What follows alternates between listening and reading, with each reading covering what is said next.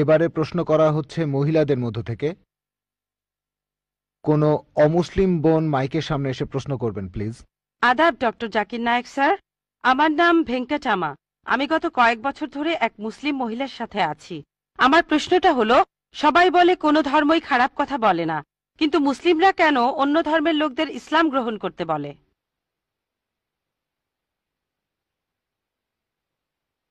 বোন, আপনি বললেন যে আপনি একটা মুসলিম পরিবারের সঙ্গে থাকেন অনেক বছর ধরে, তারপর বললেন যে সব ধর্মে ভালো সব কথা থাকে, কিন্তু মুসলিমরা আমাকে ইসলাম গ্রহণ করতে বলে কেন? পয়েন্ট নাম্বার 1, অন্য যেসব ধর্ম আছে সেগুলো যা বলে তার বেশিরভাগ কথাই ভালো, তবে ইসলাম ভালো কথা বলার পাশাপাশি আপনাকে দেখাবে কিভাবে সেটা অর্জন করতে হয়।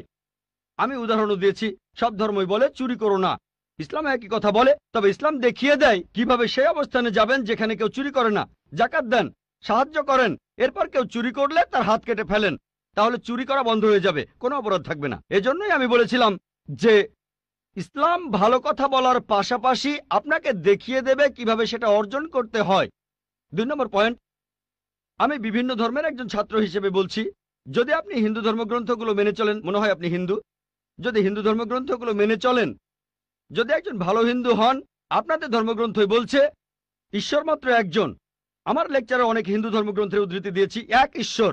আপনাদের ধর্মগ্রন্থ বলছে মূর্তি পূজা করবে না।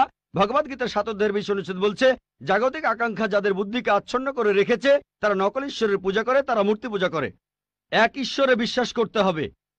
আজকে আমার লেকচারে বলেছিলাম বিশ্বাস করতে হবে অন্তিম ঋষিকে, কল্কি অবতার, যার বাবার নাম হবে বিষ্ণু ইয়াস আব্দুল্লাহ, তার মায়ের নাম হবে সুমতি আমিনা। তিনি জন্মগ্রহণ করবেন শাম্বালা নামের গ্রামে মক্কা। তিনি জন্মাবেন শাম্বালা শহরের প্রধানের ঘরে, মক্কার প্রধানের ঘরে। তিনি হবেন পুরো মানুষ জাতির পথপ্রদর্শক। তিনি আলোকপ্রাপ্ত হবেন রাতের বেলায় একটা গুহায়। তিনি উত্তর দিকে গিয়ে আবার ফিরে আসবেন। ঈশ্বর তাকে 8টা গুণ দেবেন। তিনি হবেন পৃথিবীর সব মানুষের পথপ্রদর্শক। তিনি একটা ঘোড়ায় চড়বেন, ডান হাতে থাকবে একটা তরবারি, 4 জন সহচর থাকবে তাকে বিভিন্ন সময় ফেরেশতাগণ সাহায্য করবেন। এরকম আরো অনেক অনেক। এই মানুষটা কে? যদি ভালো হিন্দু হয়ে থাকেন তাহলে আপনি এই অন্তিম ঋষিকে বিশ্বাস করবেন, তা না হলে আপনি ভালো হিন্দু নেই। যদি ভালো হিন্দু হয়ে থাকেন তাহলে এক ঈশ্বরে বিশ্বাস করবেন, তাহলে আপনি মূর্তি পূজা করবেন না। নাতাস্তি প্রতিমা আস্তি, মহান ঈশ্বর, তার কোনো প্রতিমা নেই, তার কোনো প্রতিমূর্তি নেই, তার কোনো ছবি নেই, তার কোনো ফটোগ্রাফ নেই, তার কোনো ভাস্কর্য নেই। আর আমি বিতর্ক করেছি পণ্ডিতদের সাথে, হিন্দু পণ্ডিত, উনারা শঙ্করাচার্য অনেক, সেখানে আমি কথা বলেছি। কোন শঙ্করাচার্যই আমাকে বলেননি ভাই আপনি ভুল বলেছেন, কেউ না।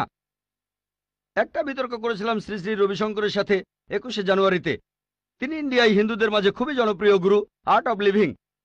আমি তাকে বলেছিলাম আর্ট অব লিভিং এর শ্রেষ্ঠ বই হলো এই পবিত্র কোরআন। আমি তাকে মুসলিমদের এই আর্ট অব লিভিং এ আমন্ত্রণ জানিয়েছিলাম। আমরা সংখ্যায় এখন 130 কোটি, 130 কোটি মুসলিম। আমি তাকে আমন্ত্রণ জানিয়েছিলাম যদি তিনি ধর্মগ্রন্থগুলো মানেন, তিনি বেদের উপরে একজন বিশেষজ্ঞ, তাকে এটা মানতেই হবে। একইভাবে বোন, আপনাকে বুঝতে হবে অন্য সব ধর্মগ্রন্থগুলো হয়তো আল্লাহর বাণী আপনি বলছেন, সময় বদলানোর সাথে সাথে সেগুলোও কিন্তু বদলে গেছে।